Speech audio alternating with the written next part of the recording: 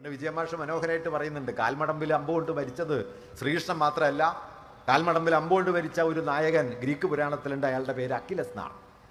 ഉച്ചവരെ കല്ലുരുട്ടി മുകളിലേക്ക് കയറ്റിയിട്ട് ഉച്ചയ്ക്ക് അത് താഴേക്ക് ഉരുട്ടിക്കളയുന്ന ഒരു ഭ്രാന്തൻ പ്രാചീന ഗ്രീസിലുണ്ട്. അയാളുടെ പേര് സിസിഫിസ് എന്നാണ്.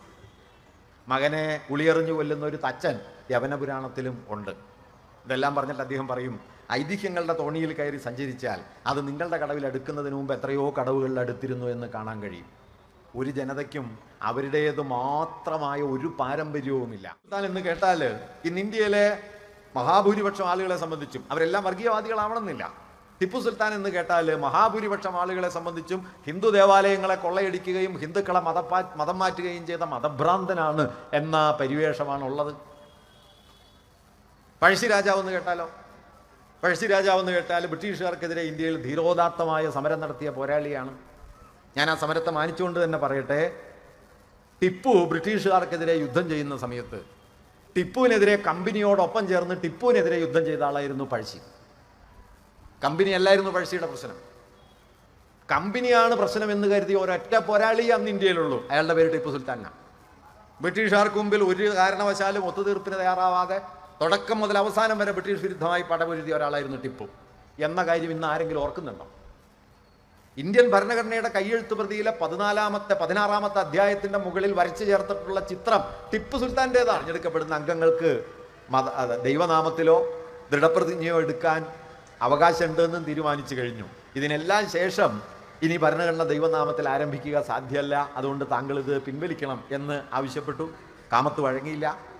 ബംഗാളിൽ നിന്നുള്ള ഒരു വനിതാ അംഗം പൂർണിമ ബാനർജി, ഇന്ത്യൻ ഭരണഘടനാ അസംബ്ലിയിൽ 15 സ്ത്രീകളാണ് ആകെ ഉണ്ടായിരുന്നത്. അതിൽ 3 പേര് കേരളത്തിൽ നിന്നുണ്ട്. ദാക്ഷായണി വേലായുധൻ, അമ്മു സ്വാമിനാഥൻ, ആനി മസ്ക്രീൻ, ഇങ്ങനെ 3 പേര് കേരളത്തിൽ നിന്നുണ്ട്. അതിൽ പൂർണിമ ബാനർജി എന്ന ബംഗാളിൽ നിന്നുള്ള വനിതാംഗം കാമത്തിനോട് പറഞ്ഞു, താങ്കൾ ഈ ഭേദഗതി പിൻവലിക്കണം, അല്ലെങ്കിൽ ഇത് വോട്ടിനിടേണ്ടി വരും. വോട്ടിനിടുക എന്ന് പറഞ്ഞു കഴിഞ്ഞാൽ ദൈവത്തെ വോട്ടിനിടുന്ന ഏർപ്പാടാണ്. അതുകൊണ്ട് ദൈവത്തെ വോട്ടിനിടുന്നത് ദൈവത്തിനും നല്ലതല്ല, നമുക്ക് നല്ലതല്ല, അതുകൊണ്ട് പിൻവലിക്കണം എന്ന് പറഞ്ഞു. കാമത്ത് പിൻവലിച്ചില്ല. അവസാനം വോട്ടിനിട്ടു. വോട്ടിനിട്ട് 63 വോട്ട് നാട്ടുകാർക്കും 42 വോട്ട് ദൈവത്തിനും കിട്ടി. അങ്ങനെ വോട്ടിനിട്ട് തീരുമാനിച്ചു, ഈ രാജ്യം ദൈവത്തിൻ്റെതല്ല, ഈ രാജ്യം നമ്മൾ 2 വരി കവിതയാക്കി. അന്യജീവൻ ഉതകി സ്വജീവിതം ധന്യമാക്കും അമലേ വിവേകികൾ എന്ന് കുമാരനാശാൻ അതിനെ കൊണ്ടുവന്നു. ഉള്ളൂരാണത് ഗംഭീരായിട്ട് സംഗ്രഹിച്ചത്.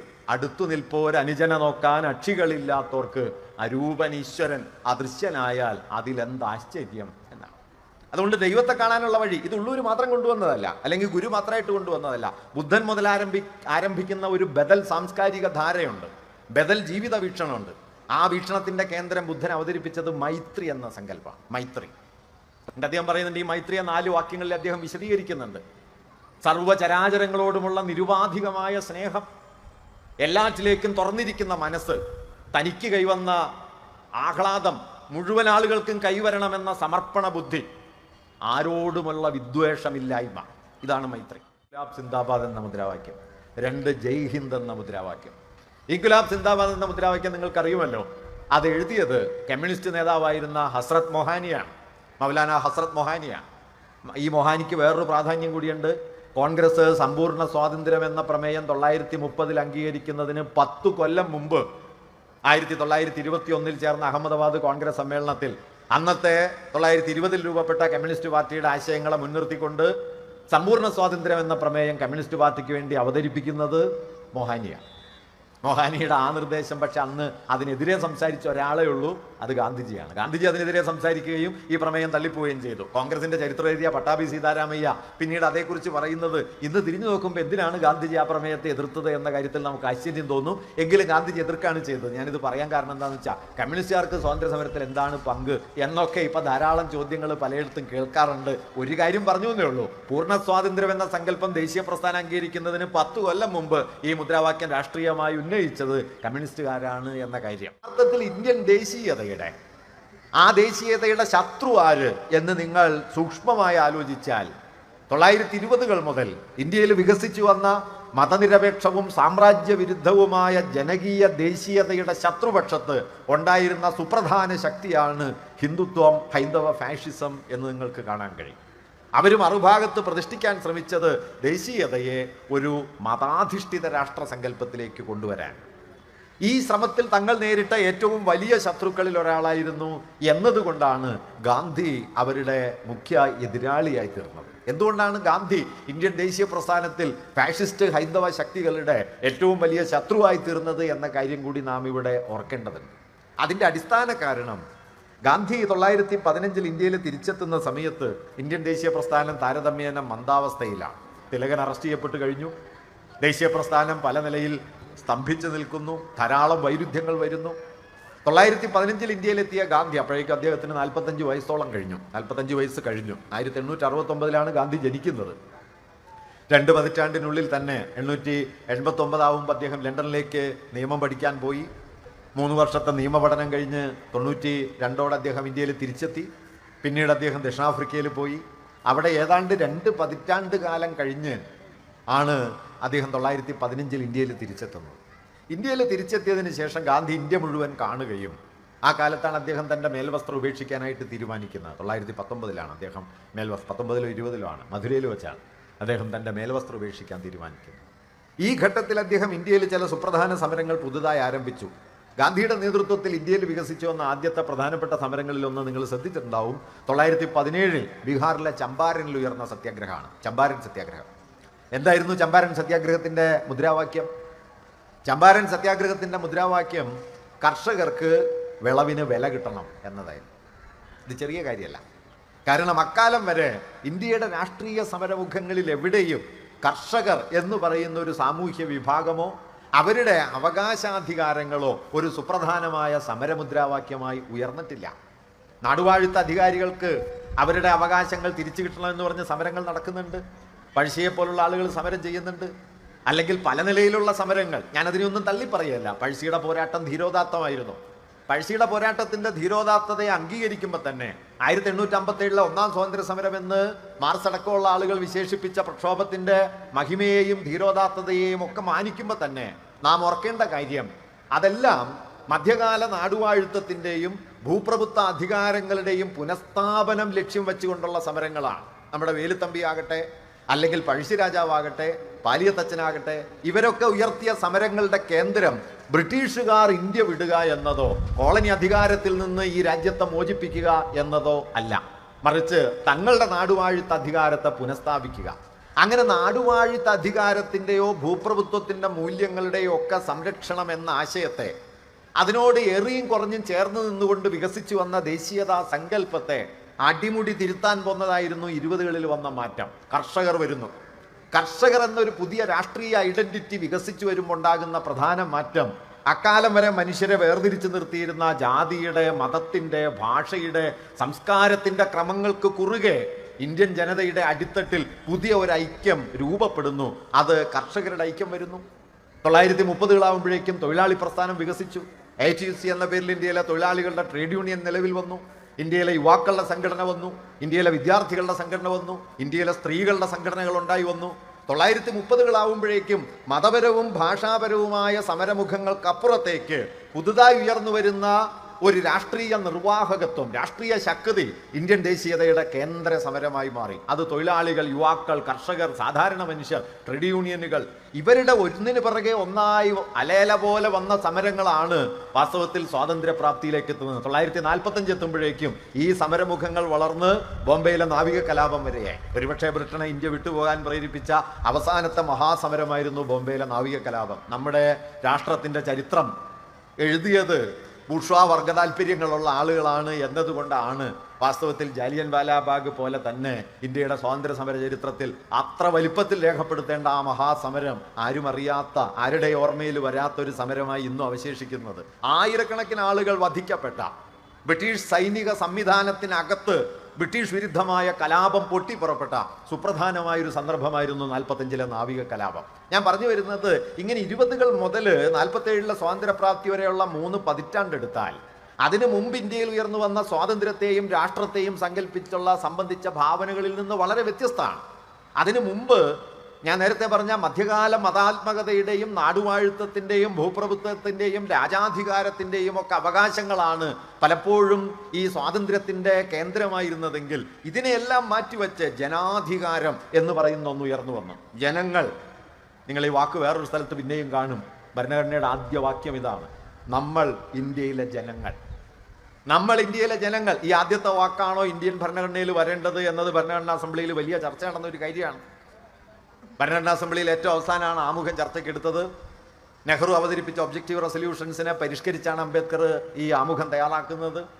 അത് ചർച്ചയ്ക്ക് വന്ന സമയത്ത് ഭരണഘടനാ അസംബ്ലിയിലെ ഒരംഗം ഇങ്ങനെ നമ്മൾ ഇന്ത്യയിലെ ജനങ്ങൾ എന്ന പേരിലല്ല ഇത് ആരംഭിക്കേണ്ടത് എന്ന് അതിനൊരു ഭിന്നാഭിപ്രായം രേഖപ്പെടുത്തുകയും അദ്ദേഹം അതിന് പകരമായി HV കാമത്ത് എന്ന ഒരംഗം അതിന് പകരമായി we the people of India എന്നല്ല, in the name of God എന്നാണ് ഭരണഘടന ആരംഭിക്കേണ്ടത്, യൂറോപ്പിലെ പല രാജ്യങ്ങളിലും ഉള്ളതുപോലെ എന്ന് പറയുകയും ചെയ്തു.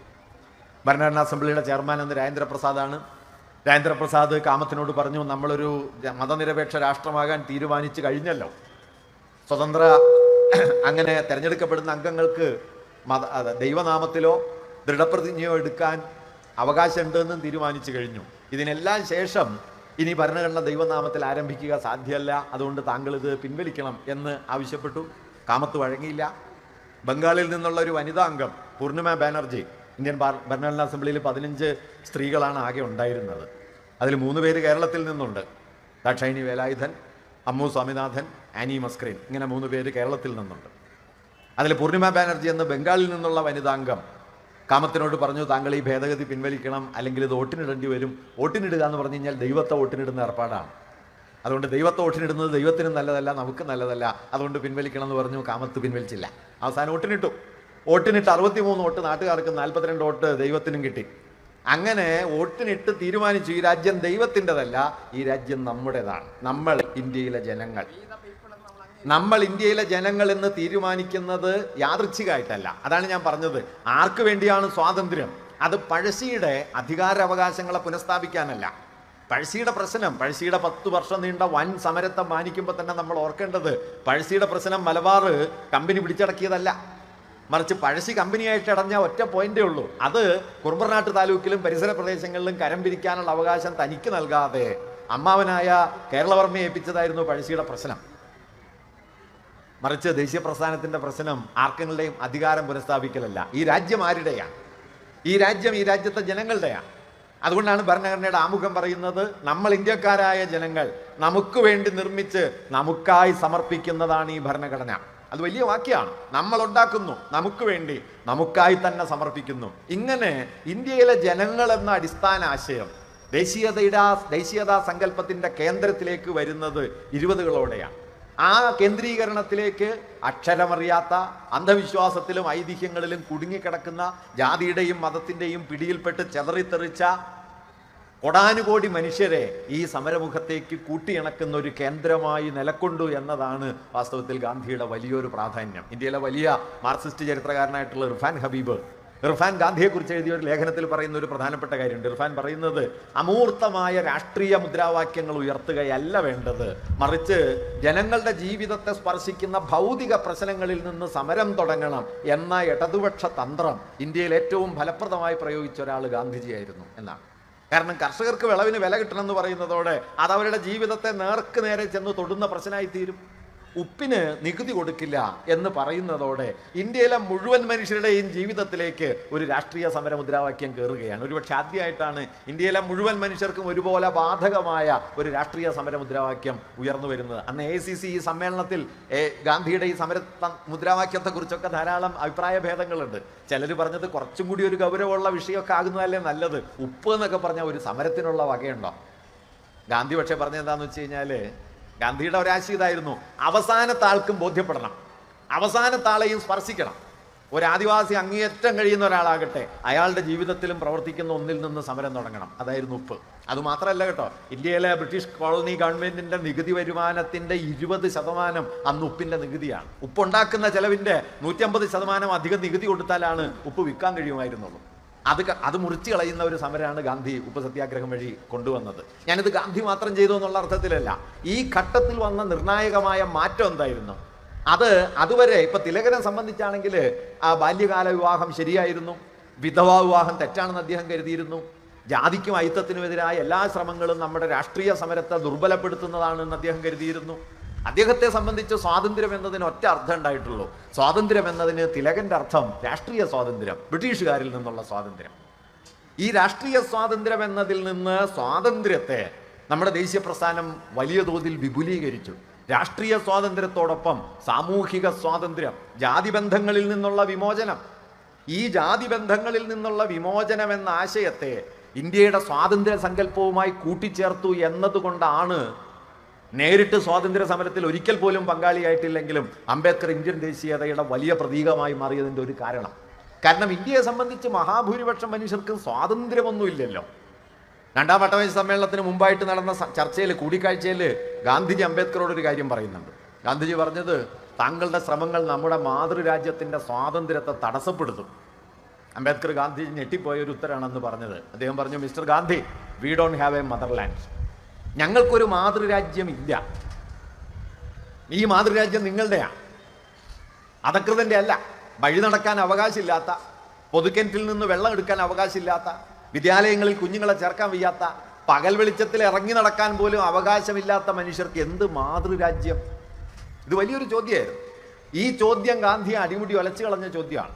അതിന് പിന്നാലെയാണ് ഗാന്ധിജി ഐത്തോച്ചാടനത്തിനെ തൻ്റെ പ്രധാനപ്പെട്ട രാഷ്ട്രീയ കാര്യപരിപാടിയാക്കി മാറ്റുന്നത്. ഞാൻ പറഞ്ഞു വന്നത് എന്താണെന്ന് വെച്ചാൽ, എന്താണ് സ്വാതന്ത്ര്യം? അത് ബ്രിട്ടനിൽ നിന്ന് ഇന്ത്യയിലേക്ക് രാഷ്ട്രീയ അധികാരം വരലല്ല, മറിച്ച് ജാതിബന്ധങ്ങളിൽ നിന്നും അതിൻ്റെ മർദ്ദനങ്ങളിൽ നിന്നും സമൂഹത്തെ മോചിപ്പിക്കലാണ്. മറുഭാഗത്ത് ഇന്ത്യയിലെ മുഴുവൻ മനുഷ്യർക്കും തുല്യാവകാശവും തുല്യാധികാരവും ഉറപ്പുവരുത്തലാണ്. അതുകൊണ്ട് സ്വാതന്ത്ര്യം എന്നത് ഒരു തൃത്വ സങ്കല്പമാണെന്നും അതിൽ രാഷ്ട്രീയ സ്വാതന്ത്ര്യം പോലെ തന്നെ സാമൂഹിക സ്വാതന്ത്ര്യവും സാമ്പത്തിക സ്വാതന്ത്ര്യവും അടങ്ങിയിരിക്കുന്നുവെന്നും തുല്യാവകാശം സാമൂഹികമായും സാമ്പത്തികമായി തുല്യാധികാരവും ഉള്ള ഒരു ജനതയായി തീർന്നാൽ മാത്രമേ ഈ രാഷ്ട്രത്തിനൊരു ആധുനിക സമൂഹമാകാൻ കഴിയൂ എന്നുമുള്ള വീക്ഷണം 1920-കൾ മുതൽ ഇന്ത്യൻ ദേശീയ പ്രസ്ഥാനത്തിൽ ഉയർന്നു വരുന്നുണ്ട്. അതോടെ അതുവരെ സ്വാതന്ത്ര്യത്തിൻ്റെ സമരത്തിൻ്റെ കേന്ദ്ര ശക്തികളായിരുന്ന പലതും പിൻവാങ്ങി, മധ്യകാല മതാത്മകത പിൻവാങ്ങി, നാടുവാഴുത്ത അധികാരങ്ങൾ എന്ന സങ്കല്പം പിൻവാങ്ങി.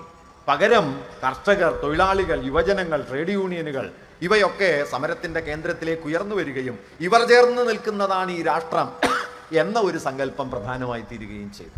അങ്ങനെ ജനങ്ങളുടെ ഇന്ത്യ എന്ന അടിസ്ഥാന ആശയത്തെ 1920-കൾ മുതൽ നമ്മുടെ ദേശീയ പ്രസ്ഥാനം ഉയർത്തിക്കൊണ്ടുവരികയും ആ ദേശീയതാ സങ്കല്പം ഇന്ത്യയിലെമ്പാടും പടർന്നു പിടിക്കുകയും പല വേഷത്തിലും പല ഭാഷയിലും പല ദേശങ്ങളിലും ബ്രിട്ടീഷ് വിരുദ്ധമായ സമരത്തിൽ കൈകോർത്ത് നിന്ന് തങ്ങളുടെ ഭേദങ്ങൾക്കപ്പുറം ഒരു ജനത എന്ന ഐക്യബോധം ഉണ്ടായി വരികയും ചെയ്തു. ലളിതമായിട്ട് പറഞ്ഞാൽ, മതപരമായ ഒരു സാംസ്കാരിക പാരമ്പര്യത്തിൽ നിന്നല്ല, മറിച്ച് ബ്രിട്ടീഷ് വിരുദ്ധമായ സമരം നൽകിയ സാഹോദര്യബോധത്തിൽ നിന്നാണ് ആധുനിക ഇന്ത്യയുടെ രാഷ്ട്രീയമായ ദേശീയമായ ഉള്ളടക്കം വന്നത്. ഈ ദേശീയ ഉള്ളടക്കവും ഹിന്ദുത്വ ഫാഷിസവും തമ്മിൽ എന്താണ് ബന്ധം? ഒരൊറ്റ ബന്ധം മാത്രമാണുള്ളത്. ഈ സാഹോദര്യ ഭാവനയെ, ഈ ദേശീയതയെ തകർക്കുന്നതിനുള്ള എല്ലാ വിടുപണികളും ചെയ്തു എന്നതാണ് ഹിന്ദുത്വം അന്ന് ചെയ്ത കാര്യം. അത് ഹിന്ദു മഹാസഭയാകട്ടെ, അത് പിന്നീട് വന്ന ഹിന്ദുത്വത്തിൻ്റെ രാഷ്ട്രീയ രൂപങ്ങളാകട്ടെ, സവർക്കറെ പോലുള്ള നേതാക്കളാകട്ടെ, ഇവരൊക്കെ ചെയ്തുകൊണ്ടിരുന്നത് ജനങ്ങൾക്കിടയിൽ മതാതീതമായും ജാത്യാതീതമായും ഭാഷാതീതമായും രൂപപ്പെട്ടു വന്ന ഈ ഐക്യബോധത്തിന് പകരം ഏകാത്മകമെന്ന് അവർ കരുതുന്ന ഒരു മതപാരമ്പര്യത്തെ അടിച്ചേൽപ്പിക്കാൻ ശ്രമിക്കുകയും അതിന് പുറത്തുള്ളവരെ രാഷ്ട്രശത്രുക്കളായി അവതരിപ്പിക്കുകയും ചെയ്യുക എന്നതാണ്. വാസ്തവത്തിൽ ഫാഷിസം ചെയ്യുന്ന ഒരു കാര്യം എന്താണെന്ന് വെച്ചാൽ, ഒരു ജനതയ്ക്ക് ഒരൊറ്റ ഉള്ളടക്കമേ ഉള്ളൂ എന്ന് കൃത്രിമമായ ഒരു സങ്കല്പം അവർക്ക് മേൽ അടിച്ചേൽപ്പിക്കലാണ് വാസ്തവത്തിൽ ഫാഷിസ്റ്റുകളുടെ ഏറ്റവും പ്രധാനപ്പെട്ട ഒരു പ്രവർത്തന രീതി. ഇന്ത്യയിൽ അത് നടപ്പാക്കാൻ ശ്രമിച്ചത് സംശയരഹിതമായും ഹിന്ദുത്വ ശക്തികളാണ്. ആ ഹിന്ദുത്വ ശക്തികൾ അതിൻ്റെ മറുപുറത്ത് പ്രതിഷ്ഠിച്ച ഒരു പാരമ്പര്യമാണ് വാസ്തവത്തിൽ കമ്മ്യൂണിസ്റ്റുകാരുടേത്. അവരെ ഇന്ത്യയെ മോചിപ്പിക്കേണ്ടത് മുസ്ലിങ്ങളിൽ നിന്നും ക്രിസ്ത്യാനികളിൽ നിന്നും കമ്മ്യൂണിസ്റ്റുകാരിൽ നിന്നുമാണ് എന്ന് പറയട്ടെ. ഞാൻ പറഞ്ഞു വന്നത്, അതുകൊണ്ട് ഇന്ത്യൻ ദേശീയതയുടെ ഉള്ളിലുള്ള ഒരു സവിശേഷമായ താല്പര്യത്തെ തള്ളിക്കളഞ്ഞ് ജനകീയമായ ഒരു താല്പര്യത്തെ വികസിപ്പിച്ചു കൊണ്ടുവന്നാണ് നാം ഒരു ആധുനിക രാഷ്ട്രമായി തീർന്നത്. അതുകൊണ്ടാണ് ഭരണഘടനാ അസംബ്ലി സമ്മേളിച്ച്, ഞാൻ കൗതുകമുള്ള ചില കാര്യങ്ങൾ കൂടി പറയാം. ഭരണഘടനാ അസംബ്ലി സമ്മേളിക്കുന്നത് 1949 ഡിസംബർ 9-നാണ്. 11-ാം തീയതിയാണ് അധ്യക്ഷനെ തിരഞ്ഞെടുക്കുന്നത്. രാജേന്ദ്രപ്രസാദിനെ അധ്യക്ഷനായി തിരഞ്ഞെടുത്തു. അധ്യക്ഷ വേദിയിലേക്ക് രാജേന്ദ്രപ്രസാദിനെ കൂട്ടിക്കൊണ്ടുവരുന്നത് 2 പേര് ചേർന്നാണ്. ഒന്ന് മൗലാന അബ്ദുൽ കലാം ആസാദ്, മറ്റൊന്ന് ആചാര്യ കൃപലാനി. ഇവർ 2 പേർ ചേർന്ന് രാജേന്ദ്രപ്രസാദിനെ അധ്യക്ഷ വേദിയിലേക്ക് ആനയിക്കുന്ന സമയത്ത് ഇന്ത്യൻ ഭരണഘടനാ അസംബ്ലിയിൽ മുഴങ്ങിക്കേട്ട 2 മുദ്രാവാക്യങ്ങളുണ്ട്. ഒന്ന് ഇൻകുലാബ് സിന്ദാബാദ് എന്ന മുദ്രാവാക്യം, 2 ജയ് ഹിന്ദ് എന്ന മുദ്രാവാക്യം. ഇൻക്വിലാബ് സിന്ദാബാദ് എന്ന മുദ്രാവാക്യം നിങ്ങൾക്കറിയുമല്ലോ. അത് എഴുതിയത് കമ്മ്യൂണിസ്റ്റ് നേതാവായിരുന്ന ഹസ്രത്ത് മൊഹാനിയാണ്, മൗലാന ഹസ്രത്ത് മൊഹാനിയാണ്. ഈ മൊഹാനിക്ക് വേറൊരു പ്രാധാന്യം കൂടിയുണ്ട്. കോൺഗ്രസ് സമ്പൂർണ്ണ സ്വാതന്ത്ര്യം എന്ന പ്രമേയം 1930 അംഗീകരിക്കുന്നതിന് 10 കൊല്ലം മുമ്പ് 1921 ചേർന്ന അഹമ്മദാബാദ് കോൺഗ്രസ് സമ്മേളനത്തിൽ അന്നത്തെ 1920 രൂപപ്പെട്ട കമ്മ്യൂണിസ്റ്റ് പാർട്ടിയുടെ ആശയങ്ങളെ മുൻനിർത്തിക്കൊണ്ട് സമ്പൂർണ്ണ സ്വാതന്ത്ര്യം എന്ന പ്രമേയം കമ്മ്യൂണിസ്റ്റ് പാർട്ടിക്ക് വേണ്ടി അവതരിപ്പിക്കുന്നത് മൊഹാനിയാണ്. മൊഹാനിയുടെ ആ നിർദ്ദേശം പക്ഷെ അന്ന് അതിനെതിരെ സംസാരിച്ച ഒരാളേ ഉള്ളൂ, അത് ഗാന്ധിജിയാണ്. ഗാന്ധിജി അതിനെതിരെ സംസാരിക്കുകയും ഈ പ്രമേയം തള്ളിപ്പോവുകയും ചെയ്തു. കോൺഗ്രസിന്റെ ചരിത്രം എഴുതിയ പട്ടാഭി സീതാരാമയ്യ പിന്നീട് അതേക്കുറിച്ച് പറയുന്നത്, ഇന്ന് തിരിഞ്ഞു നോക്കുമ്പോൾ എന്തിനാണ് ഗാന്ധിജി ആ പ്രമേയത്തെ എതിർത്തത് എന്ന കാര്യത്തിൽ നമുക്ക് ആശ്ചര്യം തോന്നും. എങ്കിലും ഗാന്ധിജി എതിർക്കാണ് ചെയ്തത്. ഞാനിത് പറയാൻ കാരണം എന്താണെന്ന് വെച്ചാൽ, കമ്മ്യൂണിസ്റ്റുകാർക്ക് സ്വാതന്ത്ര്യ സമരത്തിൽ എന്താണ് പങ്ക് എന്നൊക്കെ ഇപ്പൊ ധാരാളം ചോദ്യങ്ങൾ പലയിടത്തും കേൾക്കാറുണ്ട്. ഒരു കാര്യം പറഞ്ഞു എന്നേ ഉള്ളൂ, പൂർണ്ണ സ്വാതന്ത്ര്യം എന്ന സങ്കല്പം ദേശീയ പ്രസ്ഥാനം അംഗീകരിക്കുന്നതിന് 10 കൊല്ലം മുമ്പ് ഈ മുദ്രാവാക്യം രാഷ്ട്രീയമായി ഉന്നയിച്ചത് കമ്മ്യൂണിസ്റ്റുകാരാണ് എന്ന കാര്യം. ഭരണഘടനാ അസംബ്ലി വേണമെന്ന ആശയം ഇന്ത്യയിൽ ആദ്യമായി അവതരിപ്പിക്കുന്ന എം എൻ റോയാണ്. 1934 അദ്ദേഹം ഭരണഘടനാ അസംബ്ലി എന്ന ആശയം അവതരിപ്പിച്ചു. 1945 ഇന്ത്യൻ ഭരണഘടനയുടെ ഒരു കരട് സ്വന്തമായിട്ട് അദ്ദേഹം എഴുതി തയ്യാറാക്കുകയും ചെയ്തു. ഇങ്ങനെയൊക്കെയുള്ള ചരിത്രമുണ്ട് ഇന്ത്യൻ ഭരണഘടനയിൽ. ഇതിലൊന്നും ഒരു പങ്കുമില്ലാത്തൊരു വിഭാഗമാണ് ഈ ഹിന്ദുത്വ ശക്തികൾ. ഈ മൗലാന ഹസ്രത്ത് മൊഹാനി തയ്യാറാക്കിയ ഇൻക്വിലാബ് സിന്ദാബാദ് എന്ന മുദ്രാവാക്യം മുഴങ്ങുന്നു. അദ്ദേഹത്തിന് വേറൊരു പ്രാധാന്യം കൂടിയുണ്ട് കേട്ടോ. നിങ്ങൾ ചിലപ്പോൾ കേട്ട് കാണും, നമ്മൾ വളരെ കൂടുതൽ പാടി പ്രസിദ്ധമായി തീർന്ന ഗുലാം അലിയുടെ ഒരു ഗസൽ ഉണ്ടല്ലോ, ചുപ്കെ ചുപ്കെ റാദ്ദിൻ എന്ന ആ ഗസൽ, അത് എഴുതിയതും ഈ മൊഹാനിയാണ്. അദ്ദേഹം വലിയ ഉറുദു കവിയായിരുന്നു. അങ്ങനെ കവിയായിട്ടുള്ള, ഭരണഘടനാ തന്ത്രജ്ഞനായിട്ടുള്ള, രാഷ്ട്രീയ സമര നേതാവായിട്ടുള്ള ഈ മൊഹാനിയുടെ ഇൻക്വിലാബ് സിന്ദാബാദ് എന്ന മുദ്രാവാക്യം മറ്റൊരു മുദ്രാവാക്യമായിട്ട് ഉയർന്നത് ജയ് ഹിന്ദാണ്. അത് സുഭാഷ് ചന്ദ്രബോസിന്റെ അനുയായിയായിരുന്ന സൈനുൽ അബ്ദീൻ അദ്ദേഹത്തിന്റെ നിർദ്ദേശപ്രകാരം ഉണ്ടാക്കിയ ഒരു മുദ്രാവാക്യം. ഇന്ന് ഹിന്ദുത്വ ശക്തികൾ ആഞ്ഞു വിളിക്കുന്ന മുദ്രാവാക്യം ഉണ്ടല്ലോ, ഒരു മുദ്രാവാക്യവും ഭരണഘടനാ അസംബ്ലിയിലില്ല. ഉള്ള 2 മുദ്രാവാക്യങ്ങൾ ഇത് 2 മാത്രമാണ്. ഭാരത് മാതാ കി ജയ് ഇല്ല, മറ്റേതെങ്കിലും വന്ദേ മാതരം ഇല്ല. ഉള്ളത് ഇൻക്വിലാബ് സിന്ദാബാദും ജയ് ഹിന്ദുമാണ്. ഞാൻ പറഞ്ഞത് ഒരു സവിശേഷമായ പാരമ്പര്യമാണ് നമ്മുടെ രാഷ്ട്രമായി തീർന്നത്. ആ രാഷ്ട്ര പാരമ്പര്യത്തിൽ ഒരു പങ്കുമില്ലാത്തവരാണ് ഇന്ന് ഹിന്ദുത്വ ഫാഷിസ്റ്റ് ശക്തികൾ. അതിനെ തകർക്കാൻ ശ്രമിച്ചവരാണ്. നേരത്തെ ഞാൻ പറഞ്ഞതുപോലെ ഹിന്ദു മഹാസഭ അതിൻ്റെ രാഷ്ട്രീയ ലക്ഷ്യങ്ങളിൽ എപ്പോഴെങ്കിലും ബ്രിട്ടനിൽ നിന്നുള്ള ഇന്ത്യയുടെ മോചനം ലക്ഷ്യമാക്കിയിട്ടില്ല, RSS ആക്കിയിട്ടില്ല. പിന്നീട് ഒരു ഘട്ടത്തിലും, എല്ലാ ഘട്ടത്തിലും ബ്രിട്ടനെതിരായ ഇന്ത്യൻ ജനതയുടെ ഐക്യത്തെ തകർക്കുന്നതിനുള്ള ഒരു ഉപകരണമായി പ്രവർത്തിക്കുക എന്നതായിരുന്നു ഹിന്ദുത്വം ചെയ്തുകൊണ്ടിരുന്നത്. ആ ശ്രമത്തിന്റെ പരിസമാപ്തിയിലാണ് ഗാന്ധി വധക്കേസിന്റെ ആസൂത്രകനായി സവർക്കർ മാറിത്തീരുന്നത്. സവർക്കർ ഗാന്ധി വധക്കേസിൽ 9ാമത്തെ പ്രതിയായി തീർന്നു. ഗാന്ധി വധക്കേസിൽ ശിക്ഷിക്കപ്പെട്ട കേസിലെ പ്രതിയായി തീർന്ന 7 പേരുണ്ട്. അതിലൊരാളാണ് മാപ്പുസാക്ഷിയായി പിന്നീട് മാറിയ ദിഗംബർ ബാഡ്ഗെ എന്ന് പറയുന്ന. ദിഗംബർ ബാഡ്ഗെ അക്കാലത്ത് കൊടുത്ത, അദ്ദേഹം മാപ്പുസാക്ഷിയായി. അദ്ദേഹം കൊടുത്ത മൊഴിയിൽ അദ്ദേഹം പറയുന്ന ഒരു കാര്യമുണ്ട്. ഗാന്ധി 1948 ജനുവരി 20 ഗാന്ധിയുടെ പ്രാർത്ഥനാ യോഗത്തിൽ ബോംബെറിയുന്നുണ്ട്. മദൻലാൽ പഹുവ എന്നു പേരായ കൊലപാതക ശ്രമത്തിലെ പങ്കാളികളിൽ ഒരാൾ. അന്ന് ഗാന്ധിയുടെ വധം നടന്നില്ല.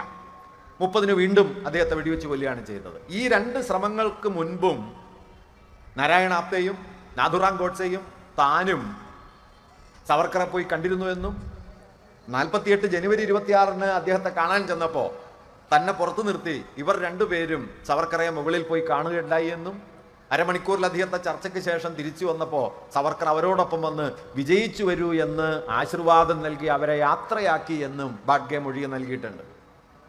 ബാഡ്ഗെ സവർക്കറുടെ കുശിനിക്കാരൻ, അദ്ദേഹത്തിൻ്റെ വീട്ടിലെ പാചകക്കാരൻ, അദ്ദേഹത്തിൻ്റെ സഹായി. പിന്നീട് ഇതേ കാര്യം ജസ്റ്റിസ് കപൂർ കമ്മീഷൻ, ഗാന്ധി വധക്കേസിനെ കുറിച്ച് വിപുലമായി അന്വേഷിച്ച കപൂർ കമ്മീഷന് ഈ കാര്യം ശരിവെച്ചുകൊണ്ട് മൊഴി നൽകുകയും ചെയ്തിട്ടുണ്ട്. നിർഭാഗ്യവശാൽ ഈ 2 മൊഴികളും എന്തോ കാരണത്താൽ 48 ശേഷമുള്ള ഗാന്ധി വിചാരണയുടെ സന്ദർഭത്തിൽ കോടതിയിൽ എത്തുകയുണ്ടായില്ല. അതെന്തുകൊണ്ട് എത്താതെ പോയി എന്നതിനെക്കുറിച്ച് ധാരാളം ഊഹങ്ങൾ അന്നുണ്ട്, ഇപ്പോഴുണ്ട്. ഞാൻ അതിൻ്റെ വിശദാംശങ്ങളിലേക്ക് കടക്കുന്നില്ല. എന്തായാലും ഒരു കാര്യം ഉറപ്പാണ്, ഹിന്ദുത്വത്തിൻ്റെ രാഷ്ട്രീയ വീക്ഷണത്തിൻ്റെ നേർവിപരീതമായൊരു വീക്ഷണത്തെ അവതരിപ്പിച്ചുകൊണ്ടാണ്, അതിനുള്ളിൽ കടന്നു കയറി ആക്രമിച്ചുകൊണ്ടുകൂടിയാണ് ഗാന്ധി തൻ്റെ രാഷ്ട്രീയ കാര്യപരിപാടി വികസിപ്പിച്ചത്. ഇപ്പോൾ ഗോഡ്സെ ഗാന്ധിജിക്കെതിരെ ഒരു കുറ്റപത്രം നൽകുന്നുണ്ട്. അദ്ദേഹത്തിൻ്റെ വിചാരണ കോടതിയിൽ ഞാൻ എന്തുകൊണ്ട് ഗാന്ധിയെ കൊന്നു എന്നതിൻ്റെ ഒരു വിശദീകരണമായിട്ട് വലിയൊരു പ്രസ്താവന അദ്ദേഹം എഴുതി വായിക്കുന്നുണ്ട്. ആ പ്രസ്താവനയും വളരെ സംശയാസ്പദമാണ്.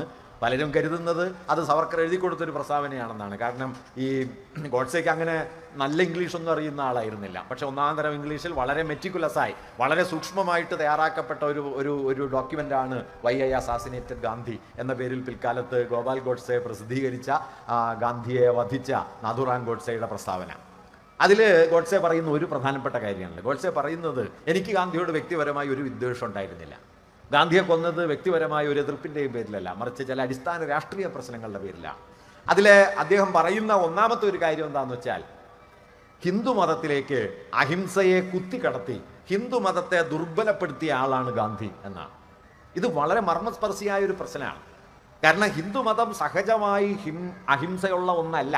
നമ്മളിങ്ങനെ വലിയ തോതിൽ ഇത് അഹിംസയുടെ പാരമ്പര്യമാണെന്നൊക്കെ പറയും എന്നല്ലാതെ ജാതി കൊണ്ടും നാടുവാഴി അധികാരത്തിൻ്റെ കിടമത്സരം കൊണ്ടും രാജാക്കന്മാരുടെ തമ്മിലുള്ള കൂട്ടക്കൊലകൾ കൊണ്ടുമൊക്കെ ഹിംസയുടെ ഒരു ബൃഹത് പാരമ്പര്യം ഇന്ത്യക്കുണ്ട്.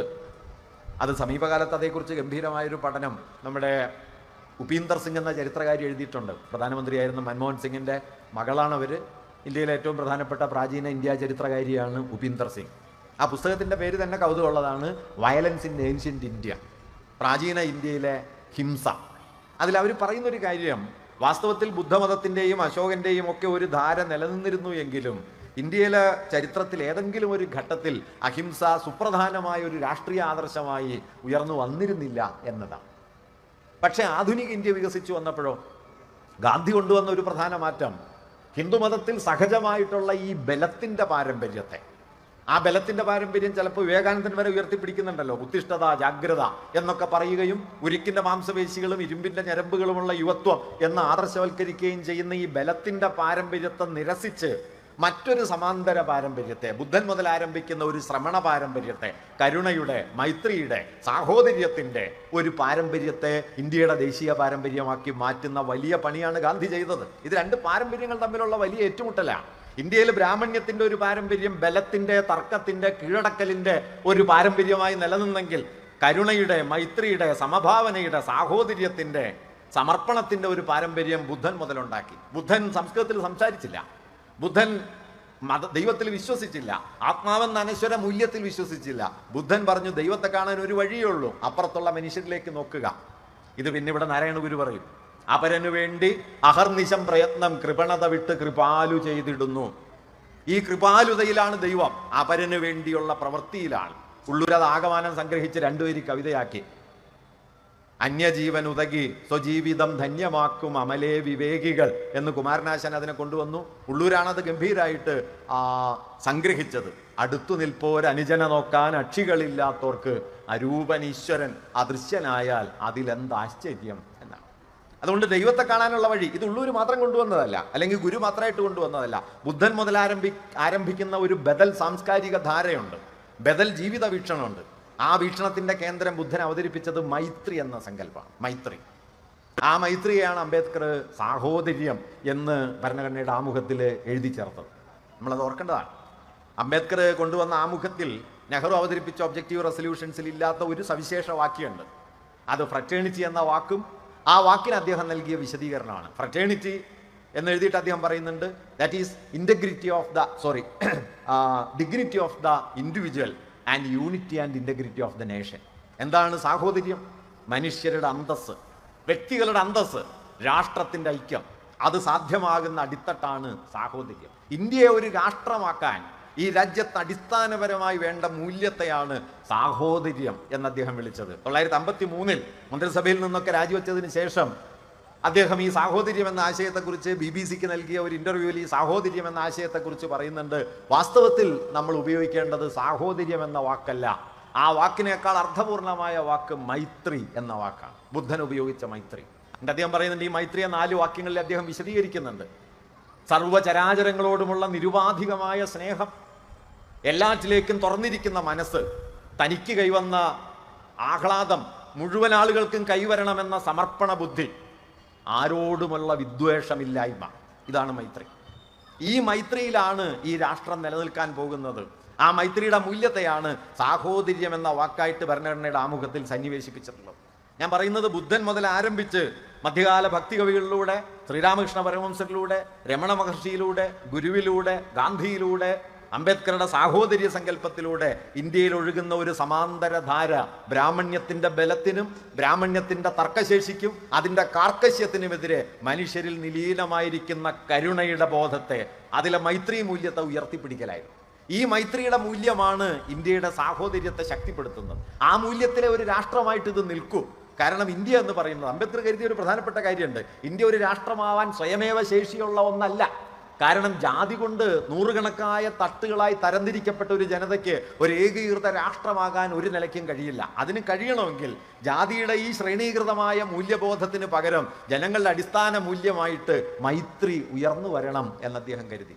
ഈ മൈത്രി സങ്കല്പത്തെയാണ് ഭരണഘടന ഉയർത്തിക്കൊണ്ടുവന്നത്.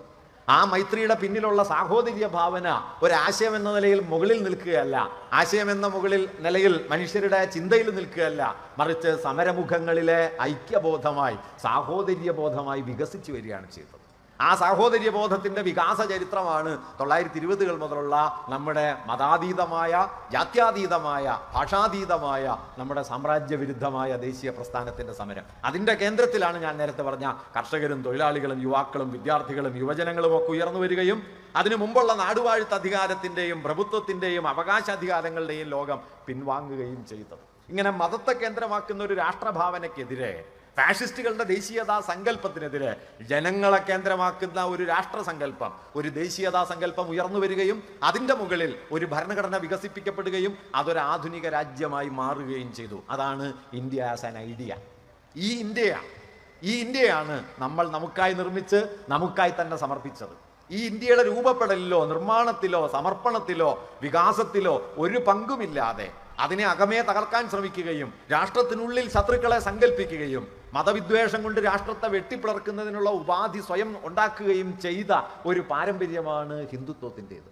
അതുകൊണ്ട് ഫാഷിസം എന്ന് പറയുന്നത്, മതാത്മക ദേശീയത എന്ന് പറയുന്നത് വാസ്തവത്തിൽ ഈ രാഷ്ട്രത്തിൻ്റെ അടിസ്ഥാന ദേശീയതയ്ക്കും അതിൻ്റെ മൂല്യങ്ങൾക്കും നേർവിപരീതമായ ഒന്നാണ്. നിർഭാഗ്യവശാൽ ഈ ദേശീയതാ സങ്കല്പത്തിന് ഞാൻ 1920-കൾ മുതൽ വികസിച്ചു വന്നു എന്ന് പറഞ്ഞ ദേശീയതാ സങ്കല്പത്തിന് അതിനുള്ളിൽ തന്നെ ഈ ഐക്യബോധം രാഷ്ട്രീയമായി നിലനിർത്താൻ കഴിഞ്ഞെങ്കിലും ഈ ഐക്യബോധത്തെ സാംസ്കാരികമായി ഉൾക്കൊള്ളുന്നതിൽ പരിമിതികളുണ്ടായി. ഒരുപക്ഷെ ആ പരിമിതികൾക്ക് നമ്മൾ കൊടുക്കുന്ന വില കൂടിയാണ് ഇന്ന് ഫാഷിസ്റ്റുകളുടെ അധിനിവേശം എന്ന് ഒരു നിലയ്ക്ക് പറയാം.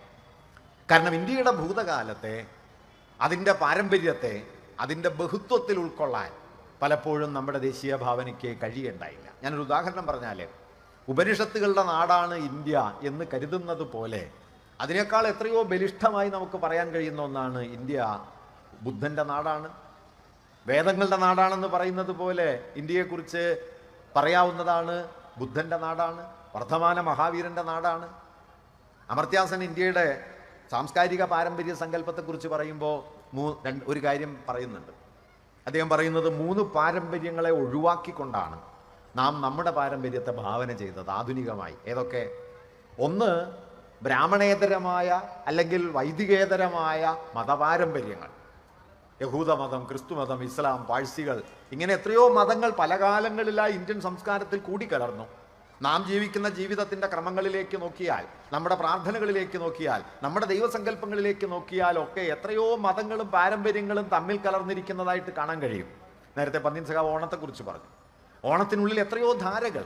മഹാബലിയെ മുൻനിർത്തുന്ന ഒരു ജനകീയ ധാര, വാമനനെ മുൻനിർത്തുന്ന ബ്രാഹ്മണധാര, സംഘകാലം മുതൽ ആരംഭിച്ച കാർഷികോത്സവത്തിൻ്റെ ധാര. എൻ വി കൃഷ്ണവാര്യരെയും കേസരി ബാലകൃഷ്ണപിള്ളയെയും പോലുള്ള ചരിത്രാന്വേഷികളെ സംബന്ധിച്ചാണെങ്കിൽ പ്രാചീന മധ്യേഷ്യയിൽ നിന്ന് പുറപ്പെട്ട ഒരു ദൈവസങ്കല്പത്തിൻ്റെ തുടർച്ച. എൻ വി കൃഷ്ണവാര്യർ പറയുന്നത് പ്രാചീന ബാബിലോണിയയിൽ നിലനിന്ന ഒരു ആരാധനാ സങ്കല്പത്തിൻ്റെ പിൽക്കാലത്തെ രൂപങ്ങളിലൊന്നാണ് നമ്മുടെ ഓണം എന്നാണ്. തർക്കമൊക്കെ ഉണ്ട്. എന്തായാലും ഞാൻ പറഞ്ഞു വന്നത് എന്താ വെച്ചാൽ, എത്രയോ പാരമ്പര്യങ്ങൾ. പണ്ട് വിജയമാഷ് മനോഹരമായിട്ട് പറയുന്നുണ്ട്, കാൽമടമ്പിൽ അമ്പുകൊണ്ട് മരിച്ചത് ശ്രീകൃഷ്ണൻ മാത്രമല്ല, കാൽമടമ്പിൽ അമ്പുകൊണ്ട് മരിച്ച ഒരു നായകൻ ഗ്രീക്ക് പുരാണത്തിലുണ്ട്, അയാളുടെ പേര് അക്കിലസ് എന്നാണ്. ഉച്ചവരെ കല്ലുരുട്ടി മുകളിലേക്ക് കയറ്റിയിട്ട് ഉച്ചയ്ക്ക് അത് താഴേക്ക് ഉരുട്ടിക്കളയുന്ന ഒരു ഭ്രാന്തൻ പ്രാചീന ഗ്രീസിലുണ്ട്, അയാളുടെ പേര് സിസിഫിസ് എന്നാണ്. മകനെ ഉളിയെറിഞ്ഞു കൊല്ലുന്ന ഒരു തച്ചൻ യവന പുരാണത്തിലും ഉണ്ട്. ഇതെല്ലാം പറഞ്ഞിട്ട് അദ്ദേഹം പറയും, ഐതിഹ്യങ്ങളുടെ തോണിയിൽ കയറി സഞ്ചരിച്ചാൽ അത് നിങ്ങളുടെ കടവിൽ അടുക്കുന്നതിന് മുമ്പ് എത്രയോ കടവുകളിൽ അടുത്തിരുന്നു എന്ന് കാണാൻ കഴിയും. ഒരു ജനതയ്ക്കും അവരുടേത് മാത്രമായ ഒരു പാരമ്പര്യവുമില്ല. മനുഷ്യവംശം പങ്കുവയ്ക്കുന്നു. പങ്കുവയ്പ്പുകൾ, സഹസ്രാബ്ദങ്ങളിലൂടെയുള്ള കൂടിക്കലരലുകൾ. നോക്കൂ, അയോധ്യ എന്ന സ്ഥലം ഇപ്പോൾ ഈ രാമക്ഷേത്രം പണിയുന്ന സ്ഥലം മാത്രമല്ല, അയോധ്യ എന്ന പേരിലൊരു സ്ഥലം തായ്ലൻഡിലുണ്ട്. അവിടെ രാമാരാധനയുണ്ട്. ലോകത്തെ ഏറ്റവും വലിയ രാമായണ കലാരൂപങ്ങൾ അരങ്ങേറുന്ന ഒരു രാജ്യം ഇന്തോനേഷ്യ. ഇന്തോനേഷ്യയിൽ 90% മുസ്ലിങ്ങളാണ്. ഗരുഡൻ എന്ന പേര് തങ്ങളുടെ എയർ സർവീസിന് കൊടുത്ത ഒരൊറ്റ രാജ്യമേ ലോകത്തുള്ളൂ, അത് ഇന്തോനേഷ്യ. ഇന്ത്യയല്ല, ഇന്തോനേഷ്യ. എയർ സർവീസിന്റെ പേര് ഗരുഡൻ എന്നാണ്. ലോകത്തെ ഏറ്റവും വലിയ ഹിന്ദു ക്ഷേത്രം നിലനിൽക്കുന്നത് കംബോഡിയയിലാണ്, ആങ്കോർ വാട്ട്, ഇന്ത്യയിലല്ല. നോക്കൂ, രാജ്യത്തിന്റെ അതിർത്തികളൊക്കെ മായുകയും രൂപാന്തരപ്പെടുകയും ഒക്കെ ചെയ്യും. മനുഷ്യവംശം തുടരും. ഈ മനുഷ്യവംശത്തെ കണ്ടിട്ട് വേണം രാജ്യത്തെ കാണാൻ. അതുകൊണ്ടാണ് ടാഗോർ പറഞ്ഞത്, patriotism is not my spiritual shelter, my refuge is humanity. രാജ്യസ്നേഹമല്ല എൻ്റെ അഭയം, മനുഷ്യവംശം. ഈ മനുഷ്യവംശത്തിൽ രാജ്യത്തെ പ്രതിഷ്ഠിക്കാൻ കഴിയണം. അതുകൊണ്ടാണ് ടാഗോറിന്റെ പ്രസിദ്ധമായ ഗീതാഞ്ജലിയിൽ, എവിടെയാണോ ലോകം സങ്കുചിതമായ ഭിത്തികൾ കൊണ്ട് വേർതിരിക്കപ്പെടാത്തത്, സ്വാതന്ത്ര്യത്തിന്റെ ആ സ്വർഗത്തിലേക്ക് എൻ്റെ പിതാവേ എൻ്റെ രാജ്യത്തെ കൂടി ഉയർത്തേണമേ എന്ന പ്രാർത്ഥന വരുന്നത്. ലോകത്തെ എൻ്റെ രാജ്യം കീഴടക്കണം എന്നല്ല, ലോകത്തെ ഏക ശക്തിയായി എൻ്റെ രാജ്യം മാറണം എന്നല്ല, സ്വാതന്ത്ര്യത്തിന്റെ സ്വർഗത്തിലേക്ക് എൻ്റെ രാജ്യത്തെ കൂടി ഉയർത്തേണം. ഏതാണ് സ്വാതന്ത്ര്യത്തിന്റെ സ്വർഗം? Where the veil has not been broken into fragments by narrow domestic walls. ഗംഭീര വാക്യങ്ങളാ. നാരോ ഡൊമസ്റ്റിക് വാൾസ്, ഇടുങ്ങിയ ഗൃഹഭിത്തികൾ കൊണ്ട് വെട്ടിമുറിക്കപ്പെടാത്ത, സങ്കുചിതത്വം അതിർവരമ്പുകൾ വരയ്ക്കാത്ത സ്വാതന്ത്ര്യത്തിന്റെ സ്വർഗം. കേസരി ബാലകൃഷ്ണപിള്ള അക്കാലത്ത് കേരളത്തിൽ ജീവിച്ചിരിക്കുന്നുണ്ട്. അദ്ദേഹം നമ്മുടെ മിഥ്യാഭിമാനങ്ങളെക്കുറിച്ച്, ദേശീയമായ മിഥ്യാഭിമാനങ്ങളെക്കുറിച്ച് എഴുതുന്ന ഒരു വാക്യമുണ്ട്. ദേശീയമായ മിഥ്യാഭിമാനത്തിന്റെ തകരച്ചെണ്ടകൾ ഉയർന്നു കേൾക്കാത്തൊരു കാലം വരണം, അതിനുവേണ്ടിയാണ് ഞാൻ ചരിത്രാന്വേഷണം നടത്തുന്നത്. അതുകൊണ്ട് അദ്ദേഹം ഇന്ത്യൻ പാരമ്പര്യത്തിന്റെ വേരുകളെ മധ്യ അറേബ്യയിൽ നിന്ന് കണ്ടെത്തുന്നു, ബാബിലോണിയയിൽ കണ്ടെത്തുന്നു, ചൈനയിൽ കണ്ടെത്തുന്നു, മായൻ സംസ്കാരത്തിൽ കണ്ടെത്തുന്നു. മനുഷ്യവംശം, ഈ മനുഷ്യവംശത്തിന്റെ ഒരു ബൃഹത് പാരമ്പര്യം ഇന്ത്യയിലേക്കും വരുന്നു. പല പാരമ്പര്യങ്ങൾ പല കാലങ്ങളിലായി വരുന്നു. അവരൊക്കെ ഈ സംസ്കൃതിയിൽ പല നിലയിൽ കൂടിച്ചേരുന്നു. ഇങ്ങനെ പങ്കുവെച്ചുണ്ടായതാണ് ഈ സംസ്കാരമെന്നറിയാതെ ആ പങ്കുവയ്പ്പിന്റെ കഥയെ മിക്കവാറും തമസ്കരിച്ച് അതിനു മുകളിൽ കൃത്രിമമായ ഒരു ഏകാത്മക പാരമ്പര്യത്തെ പ്രതിഷ്ഠിക്കുകയാണ് നമ്മുടെ ആധുനിക ഘട്ടത്തിൽ സംഭവിച്ച ഒരു പരാധീനത. അതുകൊണ്ട് നമ്മൾ ഓർക്കുന്നില്ല, കേരളീയമായ വാസ്തുശില്പം എന്ന് പറഞ്ഞിട്ടാണ്, വാസ്തുഘടന എന്ന് പറഞ്ഞിട്ടാണ് നമ്മൾ നാലുകെട്ടിനെ കുറിച്ച് പറയുക. നാലുകെട്ട് മലയാളി ഉണ്ടാക്കുന്നതിന് എത്രയോ മുമ്പ് ചൈനക്കാരുണ്ടാക്കിയിരുന്നു. പടിപ്പുര, നാലുകെട്ടിന്റെ പടിപ്പുര ആദ്യം ഉണ്ടാക്കുന്നത് ചൈനക്കാരാണ്. അത് കഴിഞ്ഞിട്ടാണ് നമുക്ക് കിട്ടുന്നത്. നാം നമ്മുടേതെന്ന് പറയുന്ന മിക്കതും മനുഷ്യവംശം പല കാലങ്ങളിൽ ഉപയോഗിച്ചതാ. ഏതോ കൈമാറലുകളിലൂടെ നമുക്കും കൈവന്ന് കിട്ടിയെന്നേ പറയാനുള്ളൂ. അതുകൊണ്ട് സാർവദേശീയത എന്ന് പറയുന്നത് ഫ്രാൻസിലുള്ളതല്ല. കേസരി പറയുന്നുണ്ട്, കളമെഴുത്തിൽ നിങ്ങൾ കാണുന്ന രേഖാ സമ്പ്രദായം പേർഷ്യൻ അംഗചിത്രണ കലയിൽ നിന്നുണ്ടായതാണ്.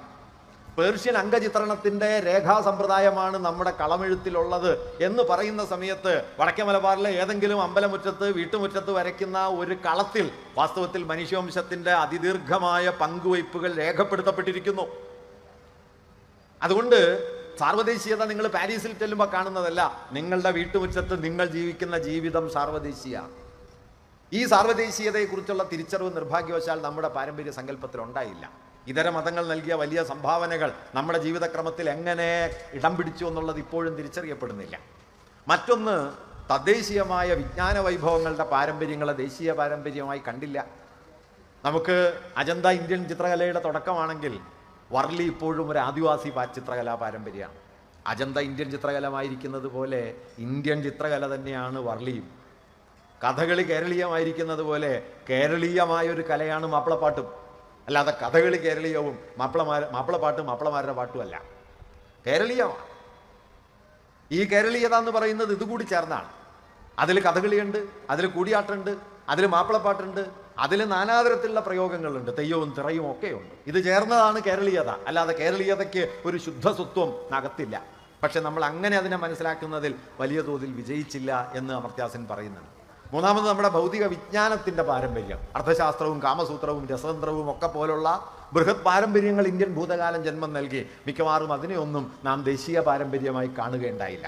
അങ്ങനെ ഭൗതിക വിജ്ഞാന പാരമ്പര്യത്തെ, തദ്ദേശീയ ജ്ഞാന പാരമ്പര്യത്തെ, വൈദികേതര മതപാരമ്പര്യങ്ങളെ ഇന്ത്യയുടെ ദേശീയ പാരമ്പര്യത്തിൽ, സാംസ്കാരിക പാരമ്പര്യത്തിൽ ഉൾപ്പെടുത്തുന്നതിൽ നമുക്ക് വന്ന വലിയ വീഴ്ചകൾ കൊണ്ട് ഇന്ത്യയുടെ ഭൂതകാലം ഹിന്ദുത്വത്തിന് അവകാശപ്പെടാൻ കൂടുതൽ ഇടം കിട്ടുന്ന മട്ടിലുള്ള ഒരു സങ്കല്പം വികസിച്ചു വരികയുണ്ടായി. അതുകൊണ്ട് ഫാഷിസ്റ്റുകളുടെ മൂലധനം എന്താണ്? ഫാഷിസ്റ്റുകളുടെ മൂലധനം. സമീപകാലത്ത് വിനായക് ചതുർവേദി എന്ന പേരായിട്ടുള്ള ഒരു പ്രൊഫസറുടെ ഒരു പുസ്തകം ഞാൻ വായിക്കുകയുണ്ടായി. ആ പുസ്തകത്തിൻ്റെ പേര് ഹിന്ദുത്വ ആൻഡ് വയലൻസ് എന്നാണ്. അദ്ദേഹം കാലിഫോർണിയ സർവകലാശാലയിലെ ചരിത്ര പ്രൊഫസറാണ്. ആ പുസ്തകത്തിൻ്റെ രചയിതാവിനൊരു കൗതുകമുണ്ട്. അദ്ദേഹം പറയുന്നത് അദ്ദേഹത്തിന് ആ പേരിട്ടത് ഡോക്ടർ പർച്ചുറെ എന്ന് പേരായിട്ടുള്ള ഒരാളാണ്. ഗാന്ധി വധക്കേസിലെ ഒരു പ്രതിയാണ് ഈ ഡോക്ടർ പർച്ചുറെ. ഗാന്ധിയെ കൊല്ലുന്നതിനുള്ള തോക്ക് ഗോഡ്സേക്ക് എത്തിച്ചു കൊടുക്കുന്നത് പർച്ചുറയാണ്. അദ്ദേഹം ആ കേസിൽ വിചാരണ ചെയ്യപ്പെട്ട് ശിക്ഷിക്കപ്പെട്ട ആളാണ്. ഈ പർച്ചുറയാണ് സവർക്കറോടുള്ള ഒരു വലിയ സവർക്കറുടെ ആരാധകനായിരുന്നു പർച്ചുറെ സവർക്കറോടുള്ള ഒരു പ്രത്യേക സ്നേഹം കൊണ്ടാണ് ഇദ്ദേഹത്തിന് പേരിട്ട സമയത്ത് വിനായക് ചതുർവേദി എന്ന് പേരിട്ടത്. അങ്ങനെ വിനായക് ഈ സവർക്കറിൽ നിന്ന് വന്ന പേരാണ്. അപ്പോൾ ചതുർവേദി എഴുതുന്നത് എന്തായാലും ഞാൻ ഈ കേസിൽ കുടുങ്ങി, അതുകൊണ്ട് ഞാൻ ഇദ്ദേഹത്തെക്കുറിച്ച് കുറെ കൂടി പഠിക്കാൻ തീരുമാനിച്ചു എന്ന് പറഞ്ഞിട്ട് സവർക്കറുടെ ചരിത്ര ഗ്രന്ഥങ്ങളെക്കുറിച്ചാണ് ആ പുസ്തകം. ആ പുസ്തകത്തിൻ്റെ തുടക്കത്തിൽ സവർക്കറുടെ ഒരു വാക്യം അദ്ദേഹം ഉദ്ധരിച്ച് ചേർക്കുന്നുണ്ട്. ആ വാക്യം ഇങ്ങനെയാണ്: Hindutva is not a word, it is a history എന്നാണ്. ഹിന്ദുത്വം എന്നതൊരു വാക്കല്ല, അതൊരു ചരിത്രമാണ്. ഇത് വളരെ പ്രധാനപ്പെട്ട ഒരു ആശയമാണ്. കാരണം ഇന്ത്യയിൽ ഹിന്ദുത്വം അതിൻ്റെ രാഷ്ട്രീയ മൂലധനമായി ഉപയോഗിക്കുന്നത് ഇന്ത്യയുടെ ഭൂതകാലത്തെക്കുറിച്ചുള്ള തെറ്റിദ്ധാരണകളെയും വളച്ചൊടിച്ചുണ്ടാക്കിയ ആശയങ്ങളെയും അതിന്മേൽ കെട്ടിപ്പടുത്ത വ്യത്യസ്തങ്ങളായ നുണകളെയുമാണ്. നുണകളുടെ ഒരു ബൃഹത് ശേഖരം ഉണ്ടാക്കി ഇന്ത്യൻ ഭൂതകാലത്തെ സാംസ്കാരികമായി അവകാശപ്പെട്ട് ആ അവകാശത്തിൻ്റെ മുകളിലാണ് ഇന്ത്യയുടെ രാഷ്ട്രീയ അധികാരത്തിലേക്ക് ഹിന്ദുത്വം വരുന്നത്. അതുകൊണ്ടാണ് രാഷ്ട്രീയമായി തോറ്റാലും ഹിന്ദുത്വം തോൽക്കാത്തത്. 1984 ഇന്ത്യയിലെ പാർലമെന്റിൽ BJPക്ക് 2 സീറ്റാണുള്ളത്. ആ കാലത്താണ് ഇന്ത്യയിലെ പ്രമുഖനായ ചരിത്രകാരൻ Bipin Chandra communalism in modern India എന്ന പേരിലൊരു ഗ്രന്ഥം എഴുതിയത്. ആ പുസ്തകത്തിൽ അദ്ദേഹം ഒരു ചാപ്റ്റർ യൂസസ് ഓഫ് ഹിസ്റ്ററി എന്ന പേരിൽ എഴുതുന്നുണ്ട്, ചരിത്രത്തിൻ്റെ ഉപയോഗങ്ങൾ എന്ന പേരിൽ. അതിൽ അദ്ദേഹം എഴുതുന്ന ഒരു കാര്യം, ഹിന്ദുത്വത്തിന് പ്രത്യയശാസ്ത്രം എന്ന് പറയാൻ ഒരൊറ്റ കാര്യമേ ഉള്ളൂ, അത് വളച്ചൊടിക്കപ്പെട്ട ഇന്ത്യയുടെ ഭൂതകാല ചരിത്രമാണ്. അത് മാറ്റിവെച്ചാൽ ഹിന്ദുത്വത്തിൻ്റെ ഐഡിയോളജി ഏതാണ്ട് ശുദ്ധശൂന്യമായി തീരും എന്ന് അദ്ദേഹം പറയുന്നുണ്ട്. പക്ഷേ ഈ വളച്ചൊടിക്കപ്പെട്ട ഭൂതകാല ചരിത്രം കഴിഞ്ഞ 1.5 നൂറ്റാണ്ട് കൊണ്ട് ഈ രാജ്യത്തെ ജനങ്ങളുടെ മനസ്സിൽ വേരുപിടിച്ച് അതൊരു രാഷ്ട്രീയ മൂലധനമായി തീർന്നു. ഞാൻ ഒറ്റ ഉദാഹരണം പറയാം. ടിപ്പു സുൽത്താൻ എന്ന് കേട്ടാൽ ഇന്ന് ഇന്ത്യയിലെ മഹാഭൂരിപക്ഷം ആളുകളെ സംബന്ധിച്ചും, അവരെല്ലാം വർഗീയവാദികളാവണമെന്നില്ല, ടിപ്പു സുൽത്താൻ എന്ന് കേട്ടാൽ മഹാഭൂരിപക്ഷം ആളുകളെ സംബന്ധിച്ചും ഹിന്ദു ദേവാലയങ്ങളെ കൊള്ളയടിക്കുകയും ഹിന്ദുക്കളെ മതം മാറ്റുകയും ചെയ്ത മതഭ്രാന്തനാണ് എന്ന പരിവേഷമാണ് ഉള്ളത്. പഴശ്ശി രാജാവ് എന്ന് കേട്ടാൽ ബ്രിട്ടീഷുകാർക്കെതിരെ ഇന്ത്യയിൽ ധീരോദാത്തമായ സമരം നടത്തിയ പോരാളിയാണ്. ഞാൻ ആ സമരത്തെ മാനിച്ചുകൊണ്ട് തന്നെ പറയട്ടെ, ടിപ്പു ബ്രിട്ടീഷുകാർക്കെതിരെ യുദ്ധം ചെയ്യുന്ന സമയത്ത് ടിപ്പുവിനെതിരെ കമ്പനിയോടൊപ്പം ചേർന്ന് ടിപ്പുവിനെതിരെ യുദ്ധം ചെയ്ത ആളായിരുന്നു പഴശ്ശി. കമ്പനി അല്ലായിരുന്നു പഴശ്ശിയുടെ പ്രശ്നം. കമ്പനിയാണ് പ്രശ്നം എന്ന് കരുതി ഒരൊറ്റ പോരാളി അന്ന് ഇന്ത്യയിലുള്ളൂ, അയാളുടെ പേര് ടിപ്പു സുൽത്താനാണ്. ബ്രിട്ടീഷുകാർക്ക് മുമ്പിൽ ഒരു കാരണവശാലും ഒത്തുതീർപ്പിന് തയ്യാറാവാതെ തുടക്കം മുതൽ അവസാനം വരെ ബ്രിട്ടീഷ് വിരുദ്ധമായി പടപൊരുതിയ ഒരാളായിരുന്നു ടിപ്പു എന്ന കാര്യം ഇന്ന് ആരെങ്കിലും ഓർക്കുന്നുണ്ടോ? ഇന്ത്യൻ ഭരണഘടനയുടെ കയ്യെഴുത്ത് പ്രതിയിലെ 16-ാമത്തെ അധ്യായത്തിന്റെ മുകളിൽ വരച്ചു ചേർത്തിട്ടുള്ള ചിത്രം ടിപ്പു സുൽത്താൻ്റെതാണ്. ഈ ടിപ്പു സുൽത്താൻ ഇന്ന് ഇന്ത്യയിലെ രാജ്യദ്രോഹ്യത്തിന്റെ പര്യായമായി അവതരിപ്പിക്കപ്പെടുന്നു. അതിൽ 1-ാമത്തെ ചിത്രം അശോകസ്തംഭമാണ്. ആ അശോകസ്തംഭത്തിലെ ധർമ്മസിംഹങ്ങളാണ്. ആ ധർമ്മസിംഹങ്ങളെയാണ് പാർലമെന്റിന്റെ മുകളിൽ വയ്ക്കുന്ന പുതിയ പ്രതിമയിൽ രൗദ്രസിംഹങ്ങളാക്കിയത്. അശോകന്റെ ശിലാശാസനത്തിൽ ഒരിടത്ത് പറയുന്നുണ്ട്, ഭേരീഘോഷമല്ല ധർമ്മഘോഷം, വിജയത്തിന്റെ ഉദ്ഘോഷങ്ങളല്ല, ധർമ്മത്തെ ഉദ്ഘോഷിക്കല. അങ്ങനെ ധർമ്മത്തെ ഉദ്ഘോഷിക്കുന്ന സിംഹങ്ങളിൽ നിന്ന് അലറുന്ന ക്രൗര്യം നിറഞ്ഞ രൗദ്രസിംഹങ്ങളിലേക്ക് സിംഹത്തെ മാറ്റുന്നു. ആ മാറ്റത്തിന്റെ തുടർച്ചയിൽ വരുന്നതാണ് ഇന്ത്യയിൽ ബ്രിട്ടീഷ് അധികാരത്തിനെതിരെ സമ്പൂർണ്ണമായി പടവരുതിയ ടിപ്പു മറച്ചുവെക്കപ്പെടുന്നു. ഭരണഘടനയിൽ 16-ാമത്തെ ഭാഗത്തിന്റെ മുകളിൽ വരച്ചു ചേർക്കപ്പെട്ട ടിപ്പുവിന്റെ ചിത്രം നിലനിൽക്കെ തന്നെ ടിപ്പു ദേശവിരുദ്ധനാണ് എന്ന് അവതരിപ്പിക്കപ്പെടുന്നു, ഹിന്ദു വിരുദ്ധനാണെന്ന് അവതരിപ്പിക്കപ്പെടുന്നു. മലബാറിലെ ജന്മിമാരെയും മലബാറിലെ ക്ഷേത്ര സങ്കേതങ്ങളെയും ടിപ്പു ആക്രമിച്ചിട്ടുണ്ട്, ഒരു സംശയമില്ല. അതേ ടിപ്പു തന്നെ മൈസൂരിലെ ശൃംഗേരി മഠത്തിന് സഹായം നൽകിയിട്ടുണ്ട്. കാരണം ബ്രിട്ടീഷുകാർക്കെതിരായ യുദ്ധത്തിൽ മൈസൂരിലെ ശൃംഗേരി മഠം, ശൃംഗേരിയിലെ ശങ്കരാചാര്യർ സ്ഥാപിച്ച മഠം, അത് ടിപ്പുവിനൊപ്പമായിരുന്നു. മലബാറിലെ ജന്മിത്താവളങ്ങളും മലബാറിലെ ജന്മിമാരും കമ്പനിക്കൊപ്പമായിരുന്നു. രാഷ്ട്രീയമായി സൈനികമായി രൂപപ്പെടുന്ന സംഘർഷങ്ങളെ ഹിന്ദുത്വം എന്ത് ചെയ്യുന്നു? മതത്തിന്റെ യുദ്ധങ്ങളാക്കി മാറ്റുന്നു. ആ മതയുദ്ധങ്ങളുടെ പരിവേഷം അരങ്ങേറുന്നു. അതുകൊണ്ട് ശൃംഗേരി മഠവുമായി സൗഹൃദത്തിലുണ്ടായിരുന്ന ടിപ്പുവിന്റെ കഥ ചരിത്രത്തിൽ നിന്ന് മാഞ്ഞുപോകും. കമ്പനിയോടൊപ്പം ചേർന്ന് ടിപ്പുവിനെതിരെ യുദ്ധം ചെയ്ത പഴശ്ശിയുടെ കഥയും മാഞ്ഞുപോകും. അവശേഷിക്കുക ഹിന്ദുക്കളെ വേട്ടയാടിയ മതഭ്രാന്തനായ ടിപ്പു എന്ന ആദ്യം ബ്രിട്ടീഷുകാർ കെട്ടിച്ചമച്ചുണ്ടാക്കിയ, പിന്നീട് ഇന്ത്യയിലെ ഹിന്ദുത്വ ശക്തികൾ ഏറ്റെടുത്ത് പ്രചരിപ്പിച്ച കഥ മാത്രം ബാക്കിയാവും. അത് കഥയായിട്ടല്ല നിൽക്കുക, മറിച്ച് നമ്മുടെ കാലത്തെ വിഭജിക്കാൻ, വെട്ടിപ്പിളർക്കാൻ പോന്ന ഏറ്റവും വലിയ ആയുധങ്ങളിൽ ഒന്നായിട്ട് ഈ കെട്ടുകഥ മാറിത്തീരുകയും ചെയ്യും. അതാണ് ബിപിൻ ചന്ദ്ര പറഞ്ഞത്. ദുർവ്യാഖ്യാനം ചെയ്യപ്പെട്ട, വളച്ചൊടിക്കപ്പെട്ട ഭൂതകാല ചരിത്രം മാറ്റിയാൽ ഹിന്ദുത്വത്തിന് പ്രത്യയശാസ്ത്രപരമായി ഒന്നും ഉണ്ടാവില്ല. പക്ഷെ അത് അത്ര ബലിഷ്ഠാണ്. ആ ബലത്തിലാണ് ഹിന്ദുത്വം രാഷ്ട്രീയമായി പലപ്പോഴും പരാജയപ്പെടാതിരിക്കുന്നത്, അത് തോറ്റാലും തോൽക്കാതിരിക്കുന്നത്. അതുകൊണ്ട് ഫാഷിസ്റ്റ് വിരുദ്ധ സമരത്തെ സംബന്ധിച്ച്, ഒരു കൂട്ടായ്മയെ സംബന്ധിച്ച് നാം ഓർക്കേണ്ട പ്രധാനപ്പെട്ട കാര്യം, ഇന്ത്യൻ ദേശീയതയ്ക്ക് പിന്നിലുണ്ടായിരുന്ന മൗലികമായ സാമ്രാജ്യ വിരുദ്ധതയുടെ ഒരു ദീർഘപാരമ്പര്യം, ബുദ്ധൻ മുതലാരംഭിക്കുന്ന ബ്രാഹ്മണ വിരുദ്ധമായ ഒരു ധാരയിൽ നിന്ന് അതിന് കൈവന്ന ഊർജം, അത് ഇന്ത്യയെ പുതുതായി വിഭാവനം ചെയ്ത് ജനങ്ങളുടെ രാഷ്ട്രം എന്ന നിലയിലേക്ക് അതിനെ വികസിപ്പിച്ചെടുത്തതിൻ്റെ ചരിത്രം അതൊരു ഭാഗത്തും, മറ്റൊരു ഭാഗത്ത് ഇന്ത്യ എന്നത് എത്രയോ പാരമ്പര്യങ്ങൾ ഒത്തുചേർന്ന് പല കാലങ്ങളിലൂടെ കൈകോർത്ത് വികസിച്ചു വന്ന ഒന്നാണ് ഈ രാഷ്ട്രത്തിൻ്റെ പാരമ്പര്യം. അത് ഏകാത്മകമായ ഒരു മതത്തിൻ്റെയോ ഔപനിഷദികമോ വൈദികമോ മാത്രമായ ഒരു ഭൂതകാലത്തിൻ്റെയോ ഉൽപ്പന്നമല്ല എന്ന തിരിച്ചറിവും ആണ്. ഈ തിരിച്ചറിവുകളെ മുഴുവൻ അട്ടിമറിക്കാനാണ് ശ്രമം നടക്കുന്നത്. ഓണത്തെ വാമന ജയന്തി മാത്രമാക്കാനുള്ള ശ്രമം നടക്കുന്നു. ഇന്ത്യയുടെ ഭൂതകാലത്തെ മുഴുവൻ മതവൽക്കരിക്കാനുള്ള ശ്രമം നടക്കുന്നു. അക്ബർ അടക്കമുള്ള ആളുകളെ ഈ രാജ്യത്തിൻ്റെ ചരിത്രത്തിൽ നിന്ന് പുറത്താക്കാൻ ശ്രമിക്കുന്നു. ഡൽഹിയിലെ തെരുവുകൾക്ക് നൽകിയിരുന്ന മുഗൾ ചക്രവർത്തിമാരുടെ പേരുകൾ മുഴുവൻ